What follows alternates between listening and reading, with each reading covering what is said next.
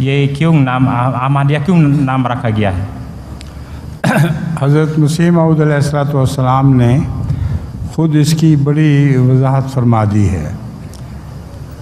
आपका अपना नाम अहमद नहीं था बल्कि ग़ुलाम अहमद था, यानी अहमद का ग़ुलाम। बस अहमद नाम हज़रत मसीह मऊद अलैहिस्सलाम ने अपना मुंतखब नहीं फरमाया, बल्कि हज़रत रसूलुल्लाह सल्लल्लाहु अलैहि वसल्लम के ही दो नाम थे, एक मोहम्मद था और एक अहमद था। क़तियत से कुरान से ये बात साबित है। बस अहमदी शान में नरमी पाई जाती है, मोहम्मदी शान में एक जलाल पाया जाता है।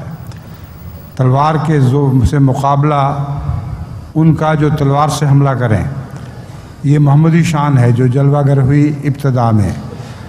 और अहमदी शान रसूलुल्लाह सल्लल्लाहु अलैहि वसल्लम की इस आखिरी ज़माने में ज़ाहिर होनी थी, जबकि कुर्बानी का सबक देना था जमात को, और बड़े जुल्म के बावजूद जमात ने प्यार और मोहब्बत से तबलीग का काम जारी रखना था, यानी अहमदी शान का ज़हूर होना था।